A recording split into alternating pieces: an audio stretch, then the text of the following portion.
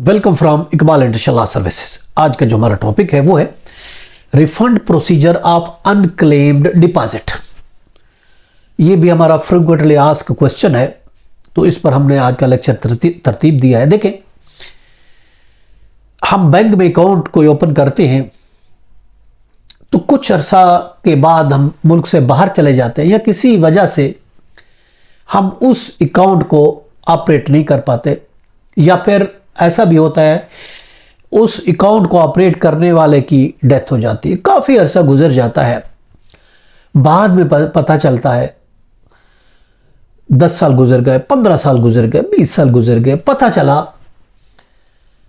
कि इसका अकाउंट था या मेरा अकाउंट था, मैं बाहर चला गया, पाकिस्तान आ नहीं सका, मेरे तो इतने लाख डॉलर थे, मेरे इतने बिलियन रुपीस थे। जब बैंक में पता किया, उसने कहा वो तो अनक्लेम डिपॉजिट में हमने जमा करा दी।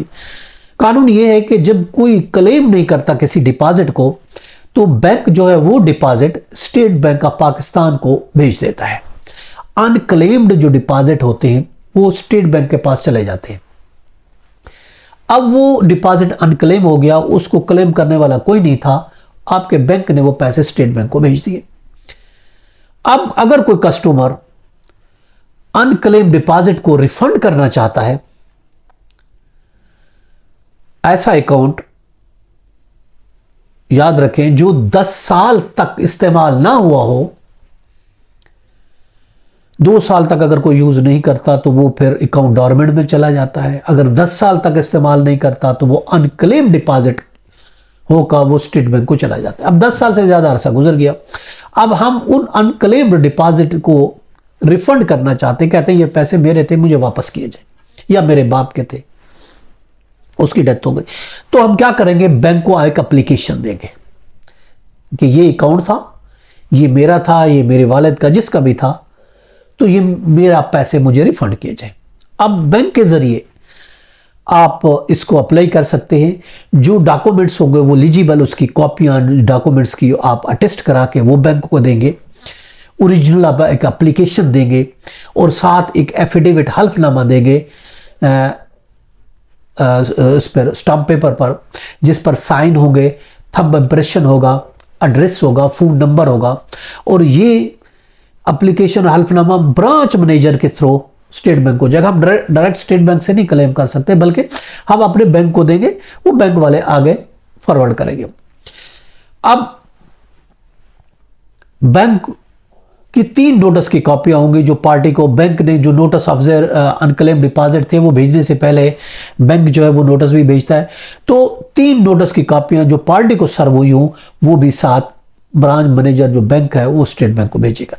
इसके अलावा CNAC की भी अटेस्टेड कॉपी, तस्दीक शुदा कॉपी, वो भी हम साथ लगाएंगे। और एक सर्टिफिकेट वो बनाएगा, वो फॉर्मेट जो बैंक से मिल जाएगा, एक सर्टिफिकेट का, बैंक से भी, स्टेट बैंक से वो मिल जाएगा, उससे मिल कर एक सर्टिफिकेट जो हमारा बैंक होगा वो तरतीब देगा, वो उसको भेजेगा। और उसके अलावा वो रिकॉर्ड भी अपनी तरफ से, जो उसके पास रिकॉर्ड था उसका भी एक प्रूफ जो है, बैंक के पास जो रिकॉर्ड था उसका भी कि ये मेरे पास डिपॉजिट था, ये मैंने आपको भेजा स्टेट बैंक को, उसका भी प्रूफ जो है वो फॉर्म 11 में बैंक देगा। ये बैंक का काम है, वो उसको देगा। और फिर अगर डिसीज है तो उस सूरत में सक्सेशन जो हमने लिया होगा तो वो सक्सेशन सर्टिफिकेट लगेगा। आम हालात में ऑफकोर्स कुछ डॉक्यूमेंट बैंक बनाएगा, कुछ हम देंगे। हम क्या देंगे, एप्लीकेशन देंगे, हल्फनामा देंगे, डॉक्यूमेंट देंगे, अटेस्टेड कॉपी देंगे, NAC देंगे, अपना एड्रेस, फ़ोन नंबर, पूरी डिटेल देंगे और प्रूफ देंगे, ये चीज़ें हम देंगे। तो बाकी कुछ डॉक्यूमेंट आपका बैंक बनाएगा, फिर वो स्टेट बैंक को भेजेगा और वहाँ से फिर हमारे पैसे वापस आएंगे। तो ये तरीक़ेकार है कि हम किस तरीके से अपने पैसे रिफंड कर सकते हैं। ये था आज का टॉपिक। मिलते हैं कल। अल्लाह हाफ़िज़।